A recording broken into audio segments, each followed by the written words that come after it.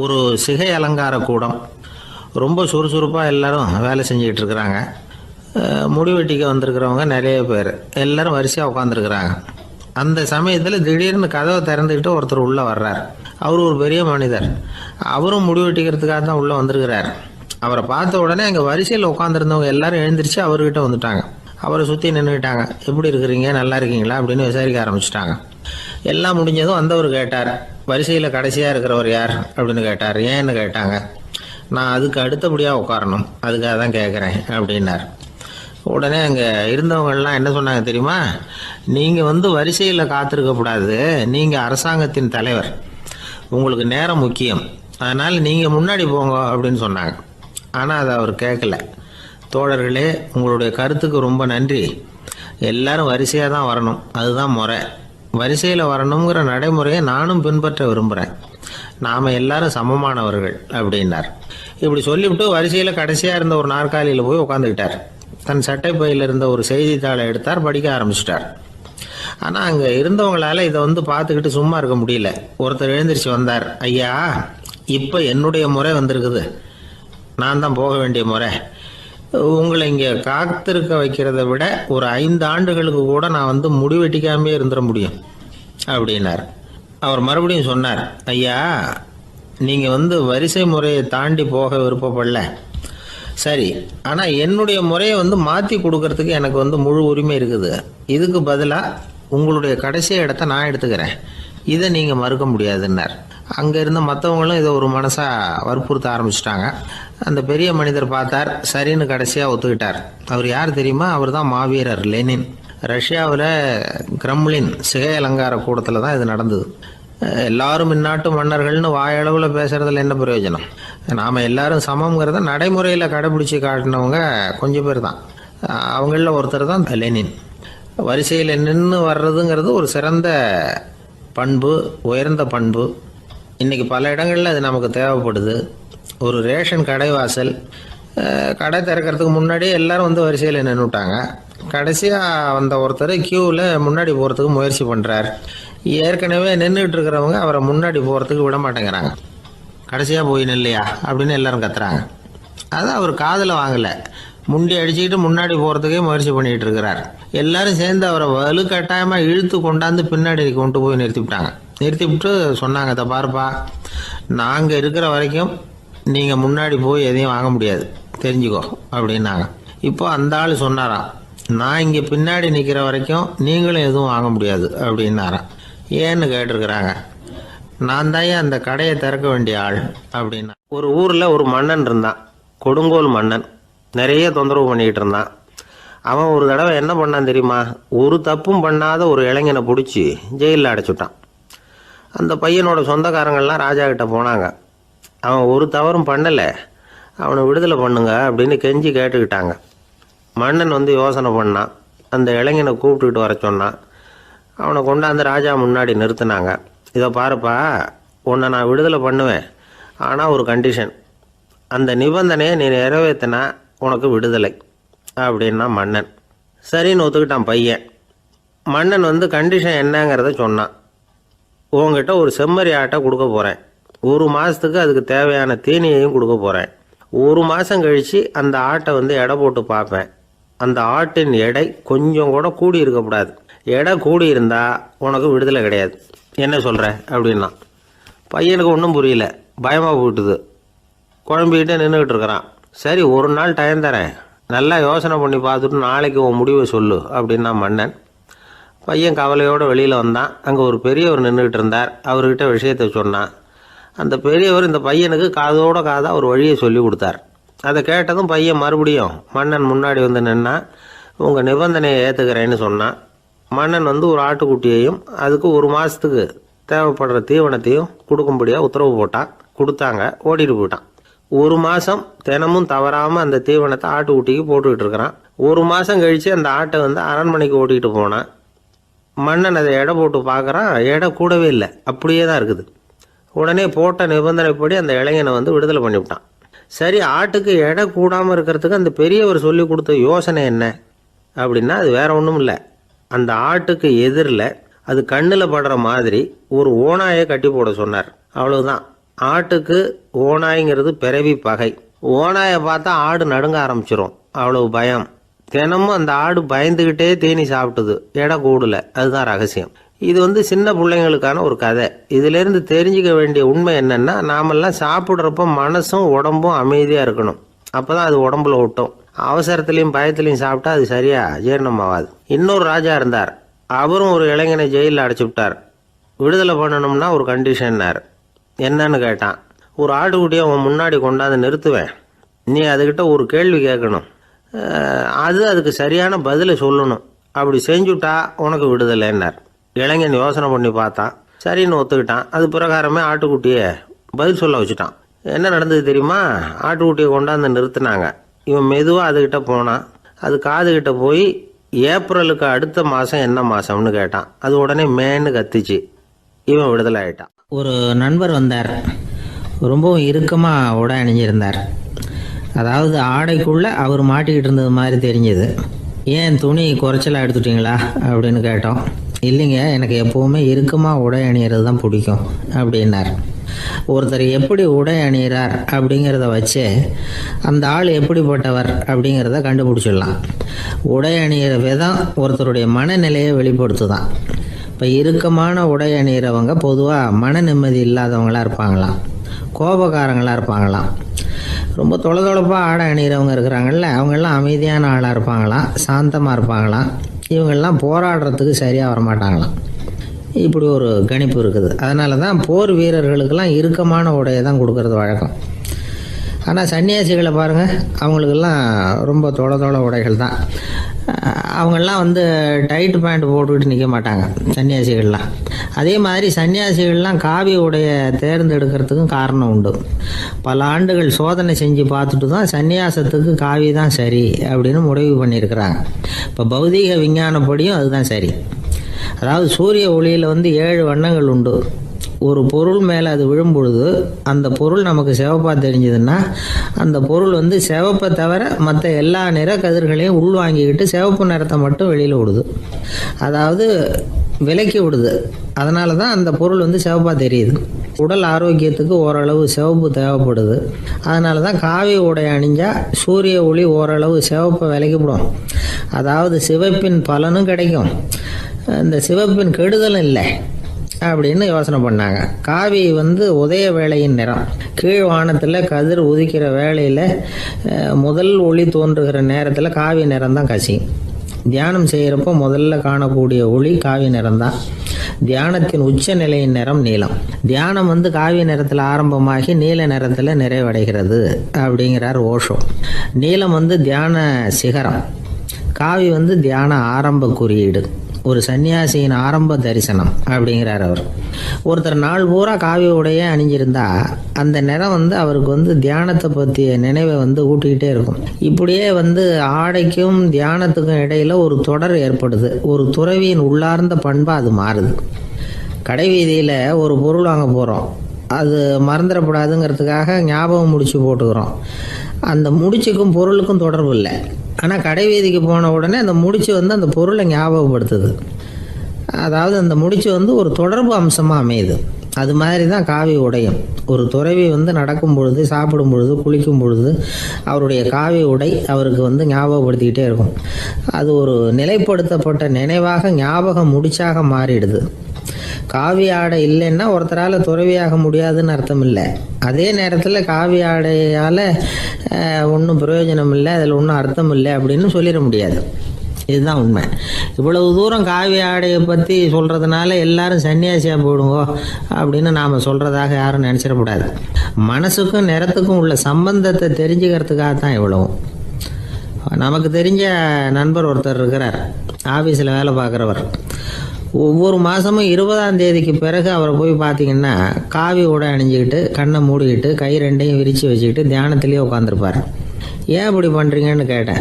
அதாவது 20ஆம் தேதிக்கு பிறகு என் கையில் ஒரு பைசா கூட கிடையாது, ஒரு சன்னியாசி லெவலில் இருக்கிறேன், என்கிட்ட எதுவும் செலவுக்கு கேட்காத அப்படின்னு என் மனைவிக்கு நாசூக்காக உணர்த்துறதுக்காக அப்படி உட்காந்துருப்பேன் அப்படின்னு விளக்கம் கொடுக்குறார் அவர். ஊருக்கு வெளியில் அமைதியான ஒரு இடம், அங்கே ஒரு ஆசிரமம், அங்கே ஒரு சாமியார். அவர் தினமும் நல்ல போதனைகள்லாம் செய்வார். பல பேர் போய் அங்கேயே சில நாள் தங்கி இருந்து அவர் சொல்கிற அறிவுரைகளை எல்லாம் கேட்டுக்கிட்டு வர்றது வழக்கம். ஒரு தடவை அவரை பார்த்துட்டு போகிறதுக்காக 3 வெளியூர் தம்பதிகள் வந்தாங்களாம்.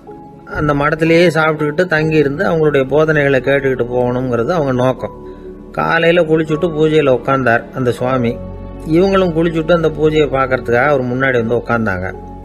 பூஜை ஆரம்பமாச்சு. சம்பிரதாயப்படி அது ரொம்ப நேரம் நடந்துக்கிட்டே இருக்குது. இவங்களுக்கு நல்ல பசி இருந்தாலும் இந்த நேரத்தில் அதை எப்படி வெளியில் காட்டிக்கிறது? பேசாமல் இருந்தாங்க. அந்த சுவாமி பூஜையை முடித்தார். அதுக்கப்புறம் பேச ஆரம்பித்தார். பேச்சு அருமையாக தான் இருந்தது, அமிர்தமாக தான் இருந்தது. இருந்தாலும் இவங்களுக்கு இருக்கிற வயிற்று பசி அது சரியாக கவனிக்க விடலை. அந்த சுவாமியே இதை கவனிச்சதா தெரியல. இவங்களுக்கு மனசுக்குள்ள ஒரு எண்ணம், உள்ள சாப்பாடு தயாராகிட்டு இருக்கும் போல இருக்கு, இந்த பேச்சு முடிஞ்சது நம்மளை உள்ளே அழைச்சிட்டு போய் சாப்பாடு போடுவாங்கன்னு நினைக்கிறோம் அப்படின்னு இவங்களாம் நினச்சிக்கிட்டாங்க. ஆனால் சுவாமி இதை பற்றி எதுவுமே பேசலை, கண்டுக்கலை. ஒரு அம்மாவால் அதுக்கு மேலே சும்மா இருக்க முடியுமா? முடியல. சாப்பாட்டை கவனிக்கலாமா அப்படின்னு சொல்லி மெதுவாக ஆரம்பித்தாங்க. கவனிக்கலாமே அப்படின்னு உள்ளே அழைச்சிட்டு போனார் சுவாமி. இவங்க ரொம்ப அவசரமாக எழுந்திருச்சு உள்ளே ஓடினாங்க. அங்கே ஒரு மேஜை மேலே ஒரு கிண்ணம் மூடி இருந்தது. இதுதான் சாப்பாட்டு மேஜை போல இருக்கு, இங்கே சாப்பாடு வந்துடும் அப்படின்னு நினச்சாங்க. உடனே போய் சுற்றி உட்காந்துக்கிட்டாங்க. சுவாமி அந்த கிண்ணத்தை எடுத்து அந்த அம்மா கிட்ட கொடுத்தார். அவங்க அதை வாங்கி மூடியை திறந்து பார்க்குறாங்க. உள்ளே ஒரு சாவி இருக்குது.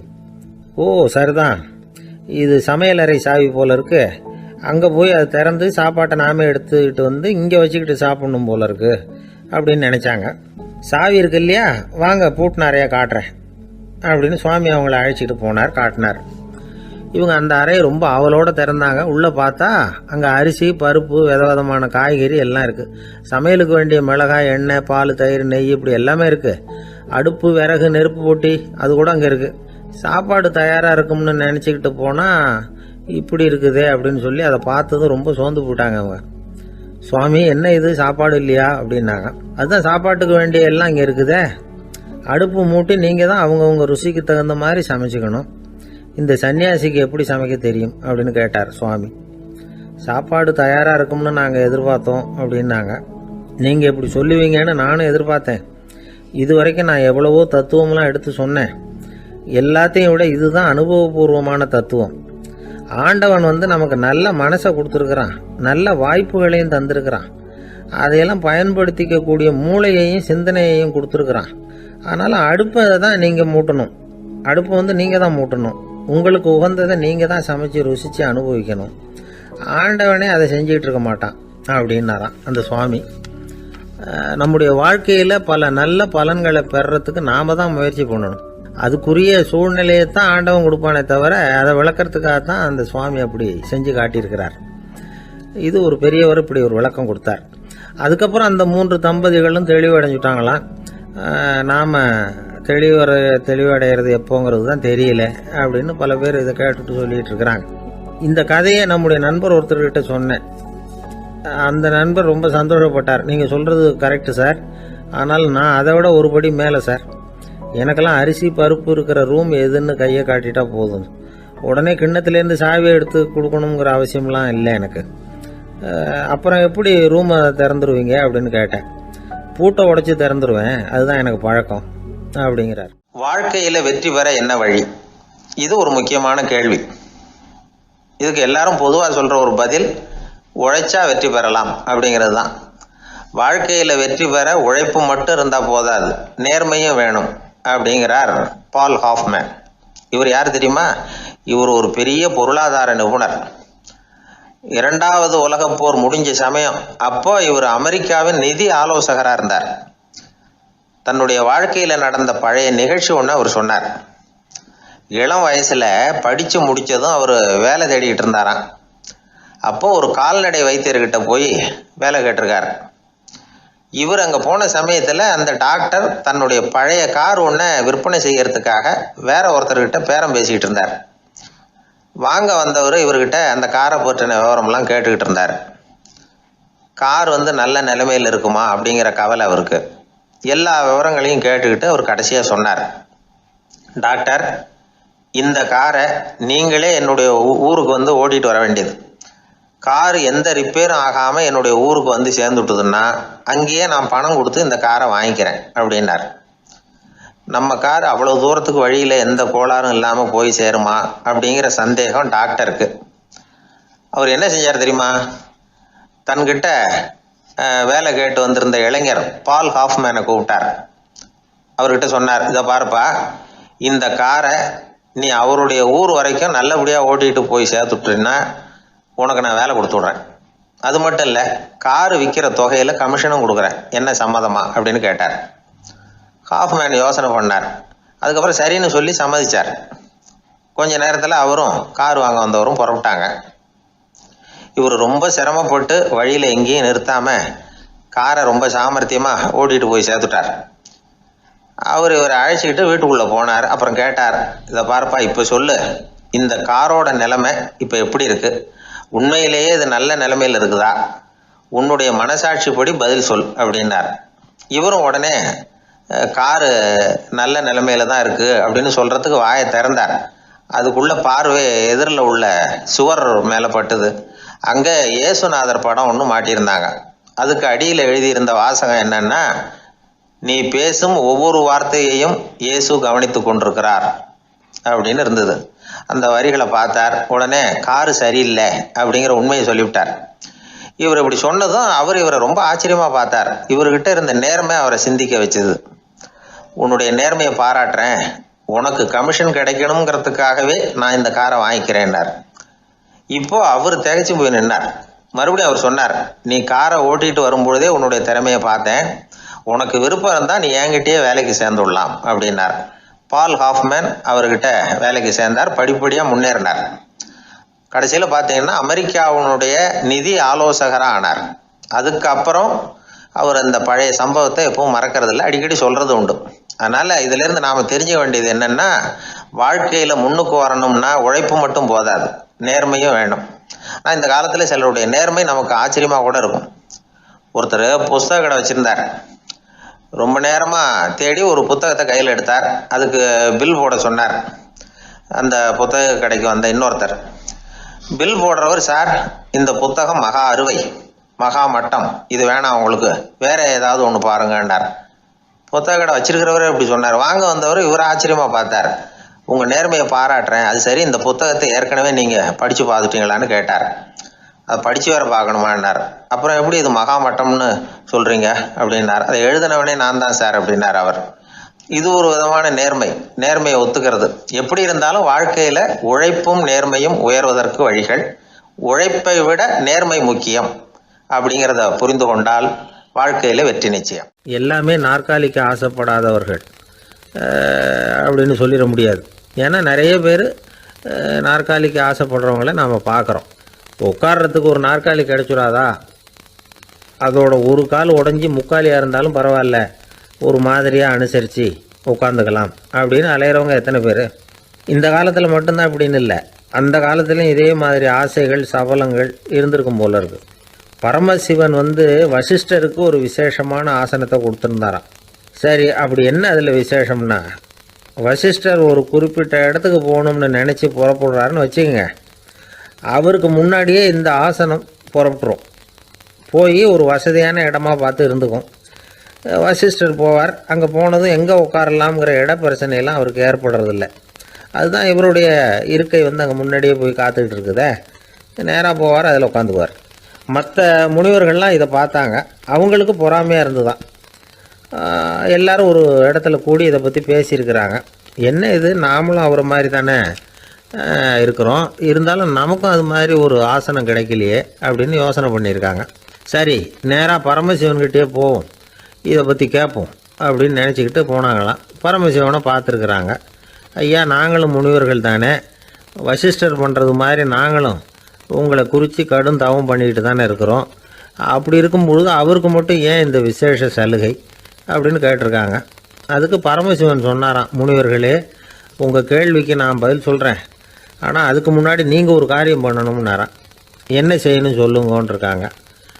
நீங்கள் ஒவ்வொருத்தரும் தனித்தனியாக போய் உங்களை விட உயர்ந்த ஒருத்தரை தேடி கண்டுபிடிச்சி அவருக்கு அதிதி பூஜை பண்ணி அவரை ஒரு மண்டலத்துக்குள்ளே என்கிட்ட அழைச்சிட்டு வந்துருங்க அப்படின்னாராம். சரின்னு எல்லாரும் புறப்பட்டுருக்காங்க. அவங்க போனதுக்கப்புறம் நந்தி தேவனை அழைச்சி வசிஷ்டரை கூப்பிட்டுக்கிட்டு வர சொன்னாராம். அவர் வந்தார். வணங்கினார். வசிஷ்டரே, இன்னையிலேருந்து ஒரு மண்டலத்துக்குள்ளே உங்களை விட தாழ்ந்தவர் ஒருத்தர் தேடி கண்டுபிடிச்சி அவருக்கு அதிதி பூஜை பண்ணி அவரை என்கிட்ட கூப்பிட்டுட்டு வாங்கன்னு விட்டார். சரின்னு இவரும் புறப்பட்டு போயிட்டார். கொஞ்ச நாள் ஆச்சு. முனிவர்கள்லாம் திரும்பி வந்தாங்க. பரமசிவன் முன்னாடி வந்து நின்னாங்க.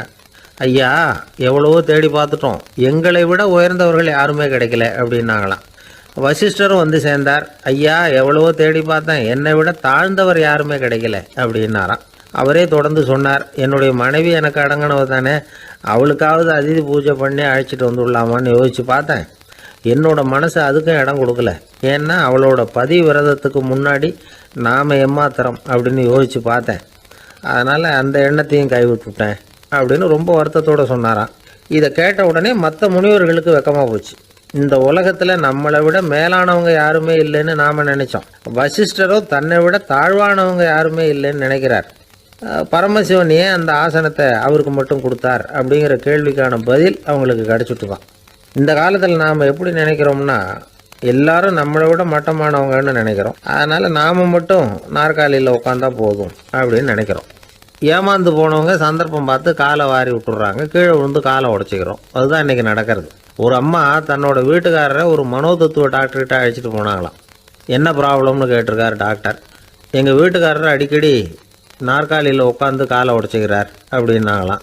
அப்படின்னா அந்த நாற்காலியில் தான் ஏதோ கோளாறு அப்படின்னாரான் டாக்டர். அப்படி இருக்க முடியாது டாக்டர் அப்படின்னாங்களாம் அந்த அம்மா. அது எப்படி அவ்வளோ உறுதியாக சொல்கிறீங்கன்னு கேட்டிருக்காரு அந்த டாக்டர். எங்கள் வீட்டில் நாற்காலியே கிடையாது டாக்டர், இவர் இருக்கிறதா நினச்சிக்கிட்டு உட்கார்றார், அதுதான் ப்ராப்ளம். அளவுக்கு மிஞ்சினால் அமிர்தமும் நஞ்சு அப்படின்னு சொல்லுவாங்க. அது உண்மைதான். ஒருத்தருக்கு அளவுக்கு மீறிய புகழ் வந்துட்டுதுன்னு வச்சுங்க, அது கூட ஆபத்தாக போயிடுறது உண்டு. பழங்காலத்துல எல்லாம் கிரேக்க தேசத்தில் ஒரு பழக்கம் உண்டாம். அதாவது யாராவது ஒருத்தரை நாடு கடத்தணும்னா அதுக்கு ஒரு வழி உண்டு. அதாவது ஒருத்தரை நாடு கடத்தணும்னு மக்கள் விரும்புகிறாங்கன்னு வச்சுங்களேன், அவர் பேரை ஒரு மண்பாண்ட ஓட்டுச்சில்லில் எழுதி அதை ஒரு குறிப்பிட்ட பொது இடத்துல போட்டுற வேண்டியது, அவ்வளவுதான். இது மாதிரி பல பேர் போட்டுக்கிட்டே இருப்பாங்க. எல்லாம் அப்படியே குவிஞ்சு போயிடும். அந்த ஓட்டாஞ்சில்லு குவியலில் யாருடைய பேர் அதிகமாக இருக்குதோ அந்த நபரை ஒரு 10 ஆண்டுகள் நாடு கடத்தி விடுவாங்க. இது அந்த ஊர் வழக்கமாக. ஒரு நாள் அந்த குவியலுக்கு பக்கத்தில் ஒரு ஆள் நின்றுக்கிட்டு இருக்கிறான். அவன் கையில் ஒரு ஓட்டாஞ்சில்லு வச்சிருக்கிறான். அதில் யாரோட பேரையோ எழுதணும், எழுதி அந்த இடத்துல போடணுங்கிறது அவன் ஆசை. ஆனால் அவன் படிக்காதவன், அதனால் எழுத தெரியல. யாராவது அந்த வழியாக வர்றாங்களான்னு பார்த்துக்கிட்டே நின்றுக்கிட்டு இருந்தான். ஒரு பெரியவர் வந்துக்கிட்டு இருந்தார். அவர்கிட்ட ஓடினான். கையில் இருந்த மண்பாண்ட சில்லை கொடுத்தான். ஐயா, இதில் ஒரு பேர் எழுதி கொடுங்களேன்னா அந்த பெரியவர் அதை வாங்கி கையில் வச்சுக்கிட்டு, என்ன பேர் எழுதணும் சொல்லு அப்படின்னா. இவன் சொன்னான், அரிஸ்டைடிஸ் அப்படின்னு எழுதுங்க அப்படின்னா. இதை கேட்டதும் அந்த பெரியவருக்கு அதிர்ச்சி. ஏன்னா அவர் தான் அரிஸ்டைடிஸ், தத்துவ மேதை அரிஸ்டைடிஸ் அவர். இருந்தாலும் நான் தான் அதுங்கிறத காட்டிக்காம அந்த ஆளுகிட்ட கேட்டார். அது சரிப்பா, அரிஸ்டைடிஸ்ங்கிற பேரை எழுத சொல்கிற, அவர் உனக்கு என்ன கெடுதல் பண்ணார், அவர் பேரை இதில் எழுத சொல்கிறிய அப்படின்னு கேட்டிருக்கார். அதுக்கு இவன் சொன்னானா, அவர் எனக்கு எந்த கெடுதலும் பண்ணலை, அவரை நான் பார்த்தது கூட இல்லை அப்படின்ட்டுருக்கான். அப்புறம் எதுக்காக அவரை நாடு கடத்தணும்னு நீ ஆசைப்படுற அப்படின்னு கேட்டிருக்கார். இப்போ அந்த ஆள் சொல்கிறான், அரிஸ்டைடஸை பற்றி எல்லாரும் பேசுகிறாங்க, அவர் ரொம்ப நல்லவர், அவர் ஒரு பெரிய அறிவாளிங்கிறாங்க, அவர் ஒரு பெரிய வள்ளல், பேரறிஞர், இப்படி எல்லாரும் சொல்கிறத கேட்டு கேட்டு எனக்கு ரொம்ப அழுத்து போயிட்டுது, அதனால தான் வெறுப்பாயிட்டேன் அப்படின்னு நானும். இதிலேருந்து என்ன தெரியுது, நாம் நல்லவனாக இருக்கிறதுல ஒன்றும் இடைஞ்சல் இல்லை. ஆனால் நம்மளை நல்லவன் நல்லவன் எல்லாரும் சொல்ல ஆரம்பிச்சிட்டாங்கன்னு வச்சுக்கோங்க, அப்போ இடைஞ்சல் ஆரம்பம்னு அர்த்தம். எதுவுமே அளவுக்கு மிஞ்சி போகாமல் பார்த்துக்க வேண்டியது ரொம்ப அவசியம். அளவுக்கு அதிகமாக ஆசைப்படாதவங்களில் ஆப்ரஹாம் லிங்கனும் ஒருத்தரான். அவர் ஒரு தடவை தன்னுடைய நண்பர்கள்கிட்ட பேசிக்கிட்டு இருந்தாராம். ஒருத்தர் கேட்டிருக்கார், ஒரு மனுஷனுக்கு கால்கள் எவ்வளோ உயரம் இருக்கணும் அப்படின்னு கேட்டாராம். இதுக்கு ஆப்ரஹாம் லிங்கன் சொன்னாராம், அது என்ன, இடுப்புலேருந்து தரையை தொடுற அளவுக்கு உயரம் இருந்தால் போதும் அப்படின்னாராம். என்னுடைய நண்பர் ஒருத்தர், அவருக்கு ஜாதகத்தில் நம்பிக்கை உண்டு, அவரே ஜோசியம்லாம் பார்ப்பார். என்ன சார் இந்த காலத்தில் இதையெல்லாம் நம்பிக்கிட்டு இருக்கீங்களே அப்படின்னு கேட்டால், உங்களுக்கு ஒன்றும் தெரியாது சார், இந்த உலகத்தில் ஒவ்வொருத்தரும் அவங்கவங்க செய்கிற நல்லது கெட்டதுக்கு தகுந்த பலனை அனுபவிச்சே தீரணும் பார். அது மட்டும் இல்லை, ஒருத்தர் செத்துட்டா கூட அவன் செஞ்ச பாவ புண்ணியங்கள் கூடவே போய்கிட்டு இருக்கும் பார். அது எப்படி கூட போவோம் அப்படின்னு குதர்க்கமாக கேட்டால் அதுக்கு அவர் ஒரு கதை சொன்னார்.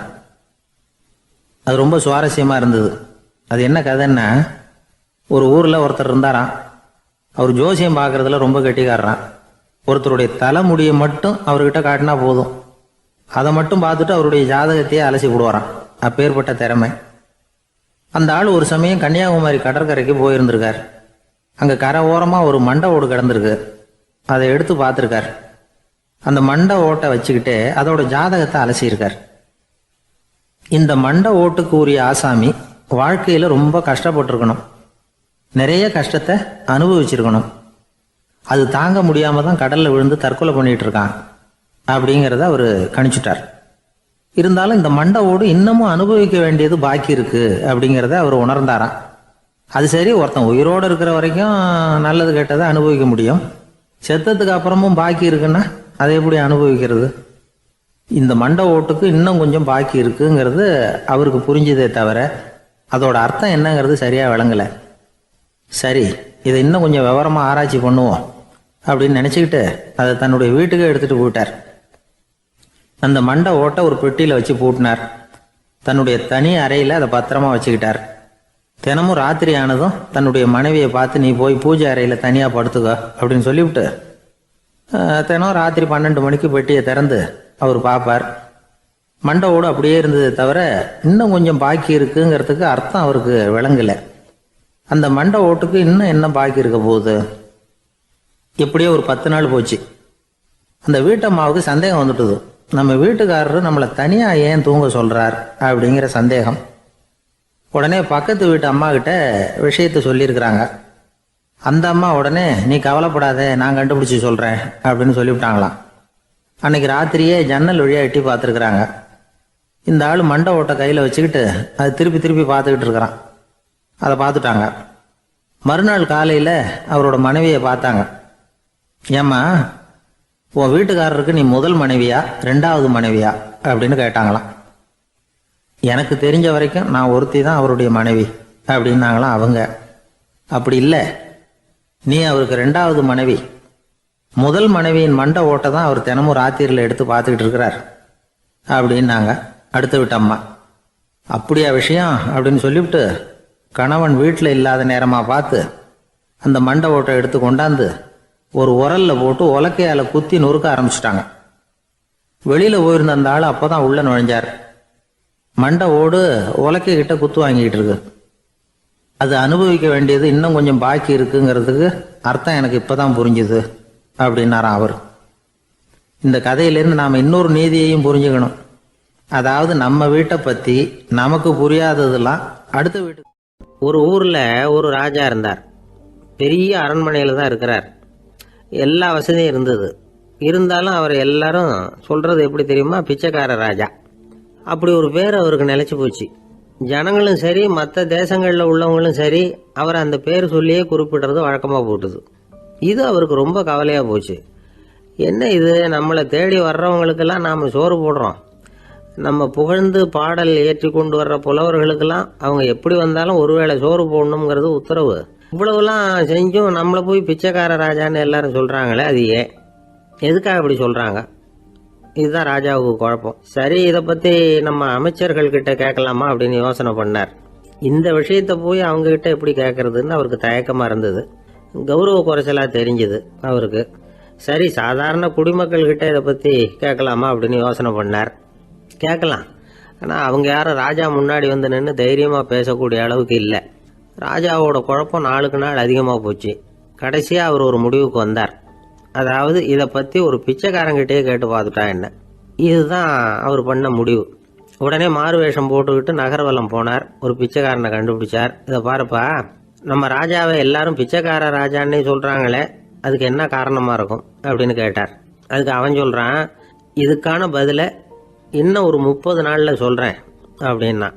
உடனே இவருக்கு சந்தோஷம். உண்மையை அவங்ககிட்ட சொன்னார். நான் வேற யாரும் இல்லை, நான் தான் இந்த நாட்டு ராஜா. இப்போ நீ என் கூடவே வந்துடு, அரண்மனையிலேயே தங்கிக்கோ.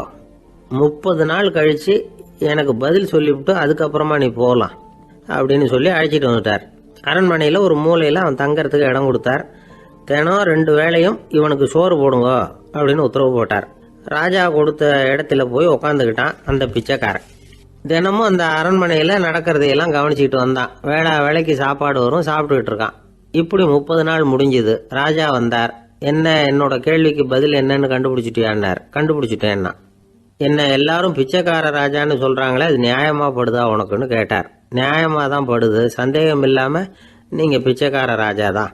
என்னதான் நீங்கள் வசதியோடவும் படைபலத்தோடவும் இருந்தால் கூட நீங்கள் எங்கள் வர்க்கத்தை சேர்ந்த ஆசாமி தான் அப்படின்னு அடித்து சொல்லிவிட்டான் அந்த ஆள். எதனால் அப்படி சொல்கிறேன்னு கேட்டார் இவர். அரசே, ஒரு உண்மையை கண்டுபிடிச்சி சொல்கிறதா நான் உங்ககிட்ட சொன்னேன். நீங்கள் ராஜ பரம்பரைன்னா உடனே உங்கள் கழுத்தில் கிடக்கிற முத்து மாலையை கழட்டி பரிசாக கொடுத்துருப்பீங்க, பொண்ணையும் மணியையும் கொடுத்துருப்பீங்க. ஆனால் நீங்கள் அப்படி செய்யலை. என்னை ஒரு மூலையில் உட்கார வச்சு 2 வேளை சோறு போட சொன்னீங்க. உங்களை தேடி யார் வந்தாலும், யார் பாராட்டி பேசினாலும் அல்லது பிரச்சனைகளை சொன்னாலும் நீங்கள் செய்கிற ஒரே காரியம் சோறு போடுறது தான். பிச்சைக்காரனுக்கு சோறு மட்டும்தான் உலகம். உங்கள் விஷயத்திலையும் நீங்கள் அப்படி தான் நினைக்கிறதாக தெரியுது. நல்லா கவனிங்க. எந்த ஒரு பிரச்சனைக்கும் சோறு தான் முடிவுன்னு நினைக்கிறீங்க பாருங்க. நீங்கள் சந்தேகமில்லாத எங்களை சேர்ந்த ஆளு தான் அப்படின்னு விட்டான் அந்த பிச்சைக்காரன். அதுக்கப்புறம் தான் அந்த ராஜா தன்னுடைய தவறுகளை எல்லாம் தேர்த்திக்கிட்டாராம். பசின்னு வர்றவங்களுக்கு சோறு தான் போடணும், அது தப்பு இல்லை. பாராட்ட வர்றவங்களுக்கெல்லாம் சோத்தையே போட்டு அனுப்புனா இப்படி தான் பேர் வரும்.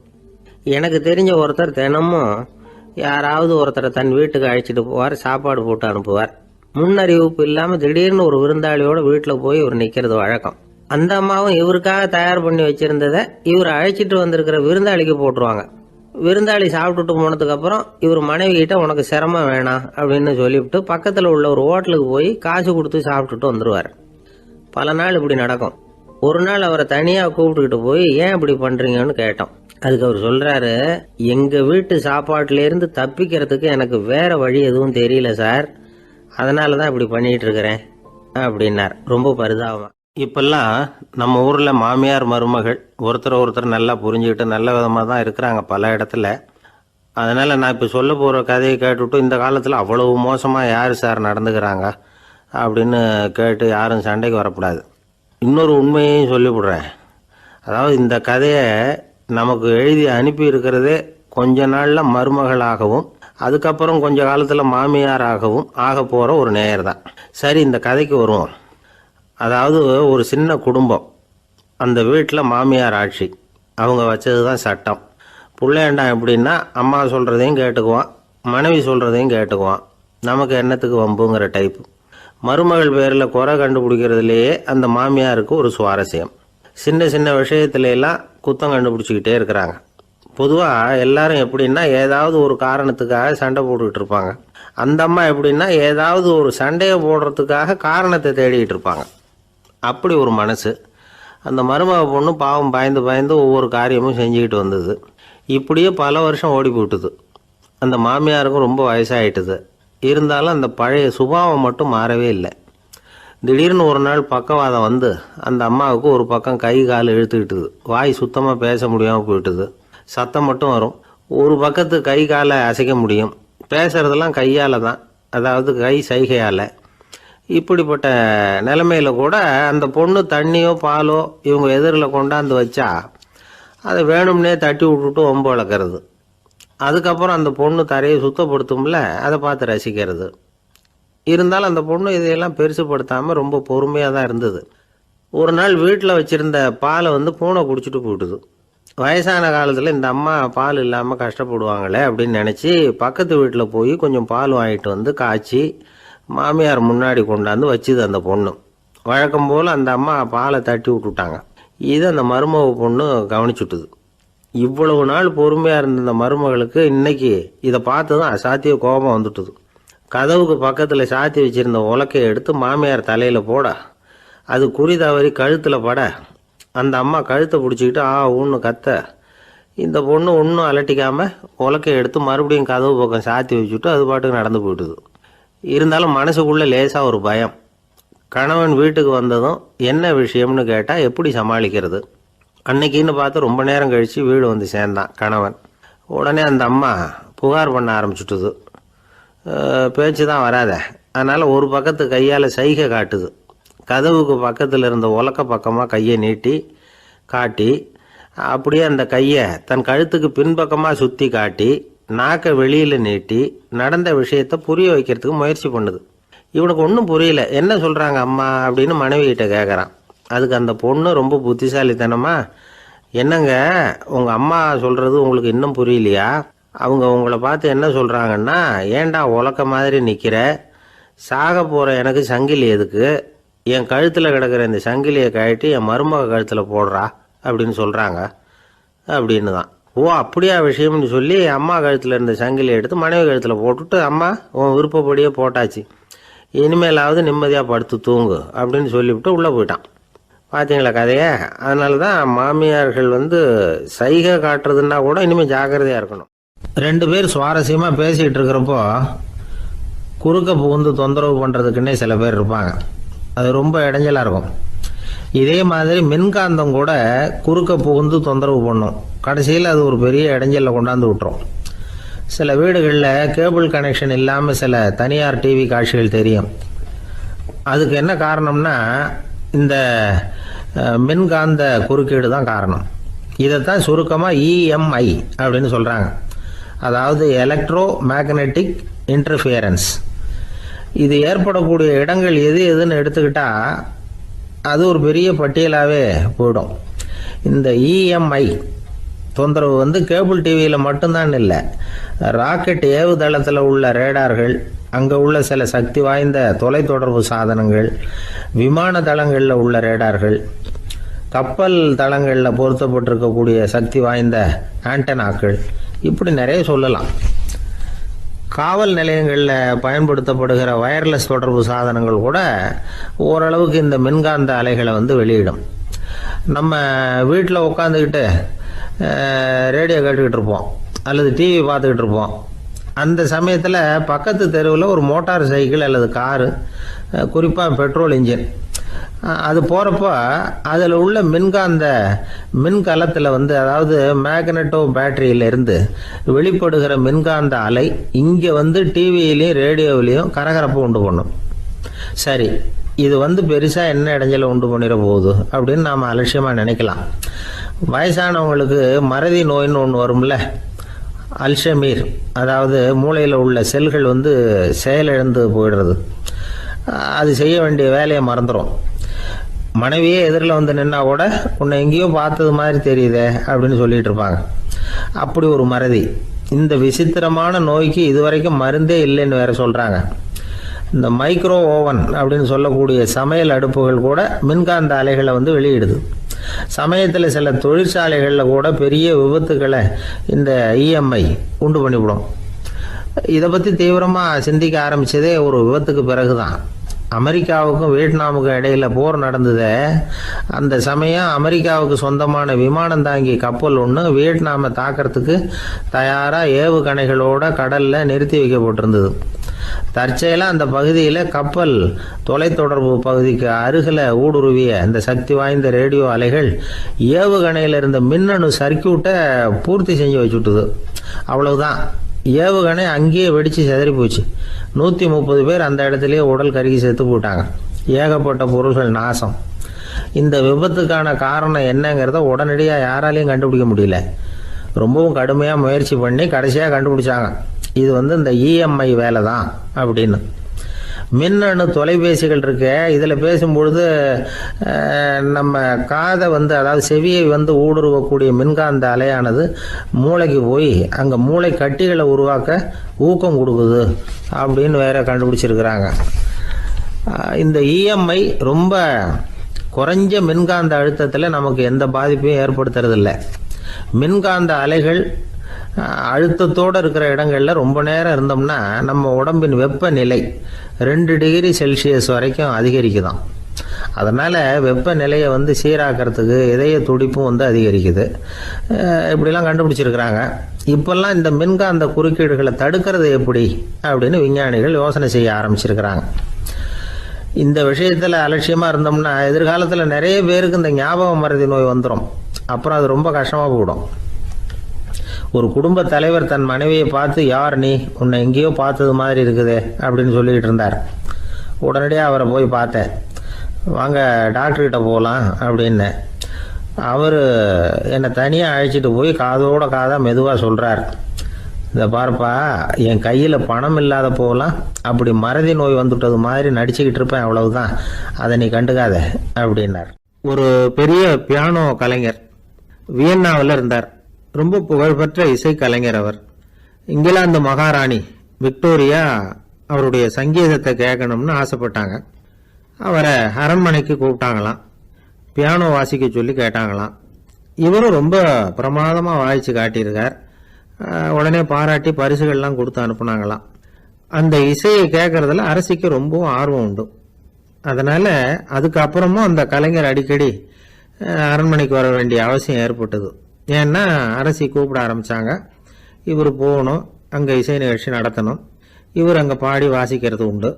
ஒரு தடவை மகாராணி அவரை பார்த்து, உங்கள் நாட்டு தேசிய கீதம் பாடுங்களேன் அப்படின்னு கேட்டாங்களாம்.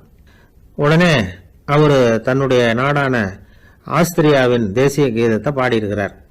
அவர் பாட ஆரம்பித்த உடனே மகாராணி எழுந்திருச்சு நின்னாங்களாம். அதுக்கு மரியாதை செலுத்துகிற நோக்கத்தோட பாட்டு முடிகிற வரைக்கும் அப்படியே நின்றுகிட்டு இருந்தாங்களாம். இதுதான் அந்த அரசியினுடைய பெருந்தன்மை. அதாவது நாட்டுப்பற்றுங்கிறது அந்த அளவுக்கு அப்படி இருக்கணும். இப்படி ஒரு அரசியே நம்ம நாட்டு தேசிய கீதத்துக்கு எழுந்திருச்சு நின்று மரியாதை செலுத்துறாங்க அப்படிங்கிறத புரிஞ்சுக்கும் பொழுது அந்த முதிய கலைஞரின் மகிழ்ச்சிக்கு அளவே இல்லையாம். அதுக்கப்புறம் அந்த பியானோ கலைஞர் ஒரு நாள் தன்னுடைய நண்பர் ஒருத்தர்கிட்ட பேசிக்கிட்டு இருந்தாராம். அப்போ சொன்னாராம், மகாராணியார் எனக்கு எவ்வளவோ பரிசுகள்லாம் கொடுத்துருக்குறாங்க. ஒரு தடவை எனக்கு வைரக்கல் பதித்த அணி ஒன்றை கூட பரிசாக கொடுத்தாங்க. ஆனால் அதை விட உயர்ந்த விலை மதிக்க முடியாத அணி என்ன தெரியுமா? நான் என்னுடைய நாட்டு தேசிய கீதத்தை நான் பாடுறப்போ அவங்க எழுந்திருச்சு நின்று மரியாதை செலுத்தினாங்களே, அதுதான் எனக்கு கிடைச்ச மிகப்பெரிய பரிசு அப்படின்னாராம். எனக்கு தெரிஞ்ச சங்கீத வித்வான் ஒருத்தர் இருக்கார். சமீபத்தில் ஒரு நாள் அவரை பார்த்தேன். எப்படி போயிட்டுருக்கு உங்கள் தொழில் அப்படின்னு கேட்டேன். ரொம்பவும் வித்தியாசமாக போயிட்டுருக்குங்க அப்படின்னார். என்ன சொல்கிறீங்க அப்படின்னு. முன்னாடியெல்லாம் நான் பாடினா எதிரில் இருக்கிறவங்க தான் எழுந்திரிச்சு போயிட்டு இருந்தாங்க. இப்போ எப்படின்னா நான் பாட ஆரம்பிச்சுட்டா உடனே பக்கவாத்தியக்காரனே எழுந்திரிச்சு போயிடுறான் அப்படின்னார் ரொம்ப வேதனையோட. ஒருத்தரை பார்த்து உன்னுடைய நண்பர்கள் யார் அப்படின்னு ஒரு கேள்வி கேட்டு பாருங்க. கொஞ்சம் யோசிச்சு பதில் சொல்லுவாங்க. அவங்க கிட்டேயே உன்னுடைய எதிரிகள் யார் அப்படின்னு கேளுங்க, கடகடன்னு ஒப்பிச்சிருவாங்க. நம்ம மனசு இருக்க அது எப்படின்னா, நம்ம நண்பர்களை விட எதிரிகளை அது நல்லா ஞாபகத்தில் வச்சுக்கும். இது ஒரு ஆச்சரியமான உண்மை. உங்களால் நண்பர்களை மறந்துட முடியும், ஆனால் எதிரிகளை மறந்துட முடியாது. இது ஒரு வேடிக்கையான நிலைமை தான். அழகான தருணங்களை நாம் ஏன் மறந்துடுறோம்? இது இயற்கை. ஏன்னா நம்ம மனசு மலர்களை கவனிக்கிறது இல்லை, அதில் இருக்கிற முள்ளை தான் கவனிக்குது. தன்னை காயப்படுத்துகிற எதையும் அது உடனே கண்டுகொள்ளுது. ஒரு தெளிந்த சிந்தனையுடைய மனசு மிக அழகாக உள்ள எல்லாத்தையும் கவனிக்கும். அது நன்றியுடன் உணரக்கூடிய எல்லாத்தையும் பார்த்து குறிச்சிக்கும். இப்படிப்பட்டவங்க வாழ்க்கை இயல்பாகவே நல்லா அமையும். அது ரொம்ப அபூர்வம். மனசில் உள்ள ஒரு சிறிய அமைப்பை மாற்றுவதை பொறுத்து தான் இந்த விஷயம் அப்படிங்கிறார் ஓஷோ. ஒரு யூத கோவில் இருந்து தான், அது யூதர்களின் மடமாகவும் இருந்தது. அங்கே ஒரு தலைமை குரு, அவர் ரொம்ப கண்டிப்பானவர். அந்த கோவிலை ஒட்டி ஒரு தோட்டம். ஒரு நாள் காலையில் அந்த தோட்டத்தில் 2 இளம் யூதர்கள் நடந்து போய்கிட்டு இருக்கிறாங்க. காலையில் 1 மணி நேரம், மாலையில் 1 மணி நேரம் அவங்க அந்த தோட்டத்தில் நடக்கிறதுக்கு அனுமதி உண்டு. மற்ற நேரங்களில் அவங்க மத புத்தகங்களை படிக்கணும், பிற விதிமுறைகளை கடைபிடிக்கணும். அந்த 2 பேருமே தொடர்ந்து புகைப்பிடிக்கிற பழக்கம் உள்ளவங்க. ஆனால் கோவில் மடத்தில் இருக்கிறப்போ அவங்க புகைப்பிடிக்க முடியாது, அது கடுமையான குற்றம். சரி, நாம் தோட்டத்தில் இருக்கிறப்போவாவது புகைப்பிடிக்கலாமா அப்படின்னு ஒரு ஆசை அவங்க 2 பேருக்குமே. இருந்தாலும் பயம். இப்படி கேட்டால் மதகுரு என்ன சொல்லுவாரோ அல்லது என்ன செய்வாரோங்கிற பயம். இப்படியே கொஞ்ச நாள் ஆச்சு. ஒரு நாள் இந்த 2 பேரில் ஒருத்தன் ரொம்ப கலங்கி போய் அந்த கோவிலில் இருந்து வெளியில் வந்துக்கிட்டு இருந்தான். வந்தவன் நேராக தோட்டத்து பக்கம் போனான். அங்கே இன்னொருத்தன் ஆனந்தமாக புகை பிடிச்சிக்கிட்டு இருக்கிறான். அதை பார்த்து தான் இவனுக்கு அதிர்ச்சி. அட கடவுளே, என்ன இது, நீ கேட்காமலே ஆரம்பிச்சிட்டியா அப்படின்னா. இல்லை நான் கேட்டுவிட்டு தான் ஆரம்பிச்சிருக்கேன்னா அவன். அப்படியா, என்ன மனுஷன் இவர், நானும் தான் கேட்டேன், என்ன கண்ணாமுன்னான்னு திட்டி விட்டார். இது என்ன கோவிலா இல்லை நரகமா? உனக்கு புகை பிடிக்கணும்னு ஆசையாக இருந்தால் நரகத்துக்கு போகணும்னு சொல்லிவிட்டார். அது சரி, உன்னை மட்டும் எப்படி அனுமதிச்சார் அப்படின்னு கேட்டான் இவன். அவன் சிரிச்சுக்கிட்டே, நீ எப்படி கேட்ட சொல்லு அப்படின்னா, நாம் இந்த தோட்டத்துக்கு வர அனுமதிக்கப்பட்டிருக்கிறதே ஜபத்துக்காகத்தானே, அதனால் நான் ஜபம் சொல்லும் பொழுது புகை பிடிக்கலாமா அப்படின்னு கேட்டேன். அதுக்கு தான் அவர் சத்தம் போட்டு என்னை அடிக்கவே வந்துட்டார் அப்படின்னா இவன். நீ ஒரு மாதிரியாக கேட்டிருக்க, நான் வேற மாதிரியாக கேட்டிருக்கிறேன். ஜெபம் சொல்லும்போது புகை பிடிக்கலாமான்னு நீ கேட்டிருக்க. ஐயா, புகை பிடிக்கும் பொழுது ஜபிக்கலாமா அப்படின்னு நான் கேட்டேன். அதில் தப்பு ஒன்றும் இல்லை அப்படின்னு பதில் சொல்லிட்டார் அப்படின்னா. ஒரு சிறிய மாற்றம்தான் அது மிகப்பெரிய மாறுதலை ஏற்படுத்தி விட்டது. மனசு நல்ல விதமாக சிந்திக்க ஆரம்பிச்சுட்டுதுன்னா மகிழ்ச்சிக்கு பஞ்சம் இல்லை. ஒரு கஞ்சன் ஆற்றுல விழுந்துட்டான், வெள்ளத்தில் தத்தளிச்சுக்கிட்டு இருக்கிறான். கரையில் நின்ன ஒருத்தர், உன் கையை கொண்டா இப்படி பிடிச்சி இழுத்து கரையில் சேர்த்து விடுறேன்னார். எதையும் கொடுத்து பழக்கம் இல்லாத அவன் கையையும் கொடுக்க மாட்டேன்னுட்டான். இவர் பார்த்தார், உன் கையை கொடுன்னு சொல்கிறதுக்கு பதிலாக நான் என் கையை கொடுக்குறேன் பிடிச்சிக்கோ அப்படின்னார். அவன் கப்புன்னு பிடிச்சிக்கிட்டான், இழுத்து கரையில் போட்டார். ஒரு பூங்கா, அங்கே ஒருத்தர் நின்றுட்டு இருக்கிறார். நின்றுக்கிட்டே ஏதோ ஆழ்ந்த யோசனையில் இருக்கிறார். அந்த பக்கமாக இன்னொருத்தர் வந்தார். இவரை கவனிச்சார். என்ன யோசனைன்னு கேட்டார். எப்படி எழுந்திருக்கிறதுன்னு யோசனை பண்ணிகிட்டு இருக்கிறேன்னார் அவர். கேட்டவருக்கு ஒரு மாதிரி ஆயிட்டுது. ஏற்கனவே நின்றுக்கிட்டு இருக்கிற ஒருத்தர் எப்படி எழுந்திரிச்சு நிற்கிறதுன்னு யோசிக்கிறாருன்னா அது ஆச்சரியம் தானே. அதுக்கப்புறம் இவர் யோசிக்க ஆரம்பித்தார், என்ன இவர் இப்படி பேசுகிறாரு அப்படின்னு. கீழே விழுந்தால் தானே எழுந்திரிச்சு நிற்க முடியும். அதனால் எழுந்திரிக்கணும்னு நினைக்கிறவங்க முதல்ல கீழே விழணும். இவர் முதல்ல கீழே விழணும், அதுக்கப்புறம் தான் எழுந்திருக்கிறது எப்படின்னு சிந்திக்க முடியும். இந்த உலகத்தில் எல்லாருமே கீழே விழுந்து எழுந்தவர்கள் தான். இப்போ இந்த குழந்தை பருவத்தில் கீழே விழாமல் நடைபயில கற்றுக்கிட்டவங்க யாராவது உண்டா? சின்ன வயசில் ஒரு தடவை கூட கீழே விழலை சார், அப்படியே பிறந்தார் வளர்ந்தார் பெரியவர் ஆயிட்டார் அப்படின்னு யாரையும் சொல்ல முடியாது. அதனால் மனுஷங்கிறவன் விழுந்து புரண்டு எழுந்து தான் நடக்க கற்றுக்கிறான். ஒரு உண்மையை நாம் எல்லாரும் புரிஞ்சுக்கணும். இந்த உலகத்தில் தவறு செய்யாத மனிதர்களே யாரும் கிடையாது. அப்படி இருக்கிறப்போ எப்போதாவது நாம் தவறு பண்ணிவிட்டோம்னா அதுக்காக மனசு உடஞ்சி போயிடக்கூடாது, வாழ்க்கையில் வெறுப்பு வந்துடக்கூடாது. ஒரு தவறு நடந்துவிட்டுதா அதுக்காக மனசு உடஞ்சி போடாதீங்க, அதை ஒரு பாடமாக எடுத்துக்கங்க. அதே தவறு மறுபடியும் நடக்காமல் வேணும்னா பார்த்துக்கலாம், அது போதும். தடைக்கல்ல படிக்கெல்லாம் மாற்றிக்கணும், இதுதான் இதில் முக்கியம். ஒரு அலுவலகம், அங்கே ஒரு அதிகாரி, அவர் உயர்ந்த பதவியில் இருந்தார், சிறந்த நிர்வாகின்னு பேர் வாங்கினவர். அவர் தனக்கு கீழே வேலை செய்கிறவங்க கிட்டெல்லாம் சொல்லுவாராம், இந்த நிறுவனத்தில் நீங்கள் எத்தனை தடவை வேணும்னாலும் தவறுகள் செய்யலாம், ஆனால் ஒரே விஷயம் என்னென்னா ஒரே தவறை மறுபடியும் செய்யக்கூடாது, அது முக்கியம் அப்படின்பாராம். இதை மேம்போக்காக பார்த்தா அவர் ஏதோ தன்னுடைய ஊழியர்களை தவறு செய்ய தூண்டுறது மாதிரி தெரியும். ஆனால் உண்மை அப்படி இல்லை. இன்னைக்கு என்ன நடக்குது தெரியுமா? அநேகமாக எல்லா மனிதர்களுமே ஒரே தவறை தான் மறுபடியும் மறுபடியும் செய்கிறாங்க. விளையாட்டு வீரர்கள் ஒரே மாதிரியான தவறுகளை திரும்ப திரும்ப செய்கிறது உண்டு. கணக்கு எழுதுகிறவங்கள பாருங்கள், ஒரே தப்பை மறுபடியும் மறுபடியும் செய்வாங்க. அலுவலகம் வருகிறவர்களை கவனிங்க, ஒரு நாள் தாமதமாக வந்தால் பரவாயில்ல, தினமும் தாமதமாக வருவாங்க.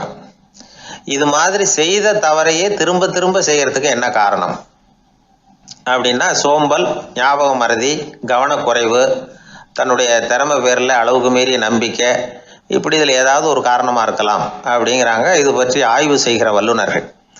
ஒரு தடவை செஞ்ச தவிர மறுபடியும் செய்கிறது இல்லைன்னு முடிவு செஞ்சுக்கிட்டு அதை செயல்படுத்த கற்றுக்கணும், அது போதும், வாழ்க்கை வெற்றிகரமாக அமையும் அப்படிங்கிறாங்க அந்த அனுபவசாலிகள்.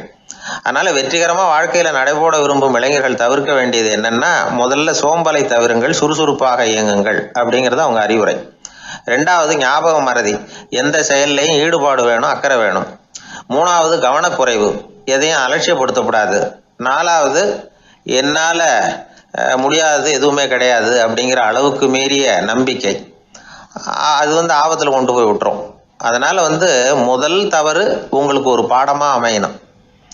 ஒரு மனிதர் அவர் தன்னுடைய 2 காதுலையும் கட்டு போட்டுக்கிட்டு வந்தார்.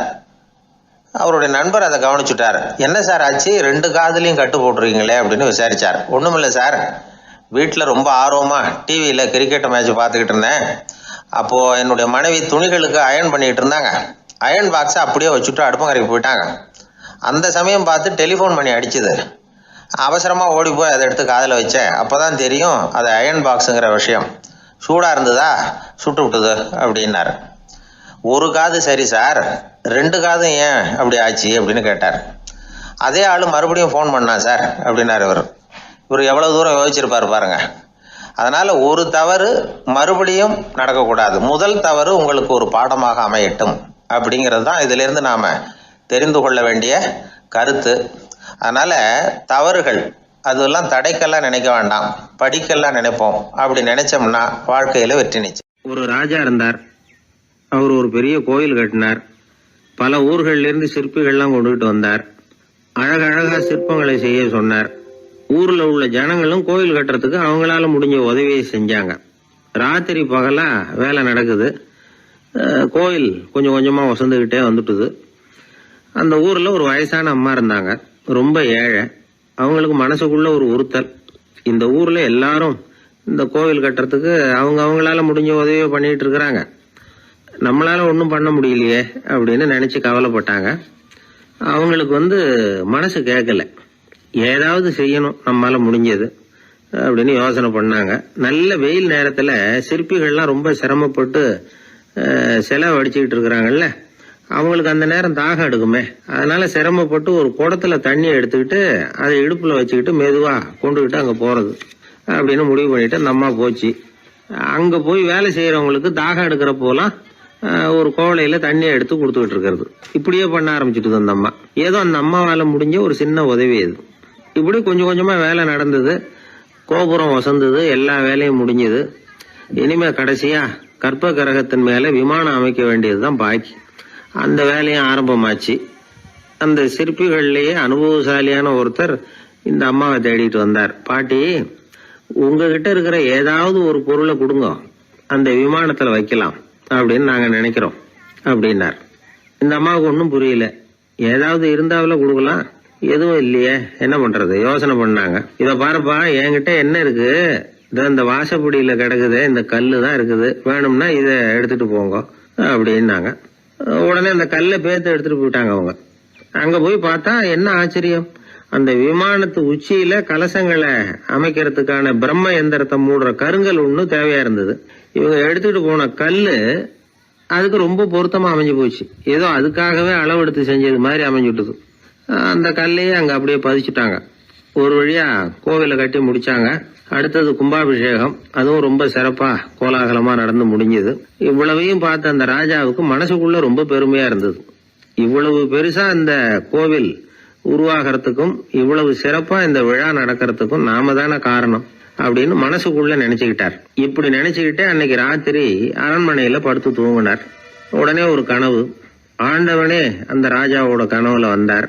ராஜா ஆண்டவனை வணங்கினார். இறைவா, உங்களுக்காக நான் கட்டி இருக்கிற கோவில் எப்படி இருக்குது, நல்லா இருக்குதா அப்படின்னு கேட்டார் ராஜா. அதுக்கு இறைவன் சொன்ன பதில் என்ன தெரியுமா, நீ கட்டின கோவில்ல அந்த கிழவியோட நிழல்ல நான் சுகமா இருக்கிறேன் அப்படின்னாராம். இப்படி சொல்லிவிட்டு கடவுள் மறைஞ்சுட்டார். கனவு கலைஞ்சுது. ராஜா விசாரிச்சார், யார் அந்த கிழவி அப்படின்னு. எல்லாரும் விவரத்தை சொன்னாங்க.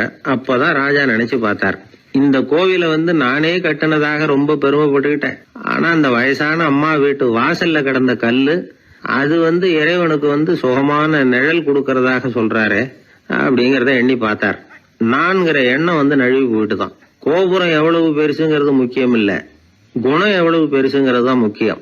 அந்த வயசான அம்மா நம்ம நாட்டுல வாழறது தான் நமக்கு உண்மையான பெருமை அப்படின்னு நினைச்சாராம் ராஜா. இந்த காலத்திலயும் ஒரு ஊர்ல ஒரு கோவில் கட்டினாங்க. எல்லா ஜனங்களும் அவங்களால முடிஞ்சதை செஞ்சாங்க. நம்மால் ஒருத்தன் அந்த திருப்பணி குழு தலைவரை போய் பார்த்தான். நான் ஏதாவது ஒத்துழைக்கணுமா ஐயா அப்படின்னு ரொம்ப பணிவா கேட்டான். திருப்பணி குழு தலைவர் சொன்னார், இத பாருப்பா, இந்த கோவில் கட்டி முடிக்கிற வரைக்கும் உன்னுடைய ஒத்துழைப்பு எதுவும் தேவையில்லை. கட்டி முடிச்சு கும்பாபிஷேகம் ஆனதுக்கு அப்புறம் தான் உன்னுடைய ஒத்துழைப்பு ரொம்ப அவசியம் அப்படின்னு.